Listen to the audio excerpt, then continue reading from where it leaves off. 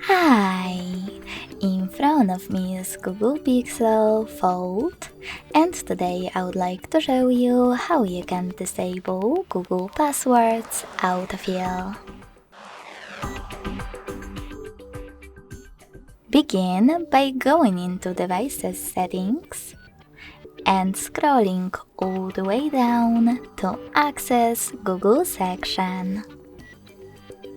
Then select Autofill with Google, and this blue sweater next to Use Autofill with Google.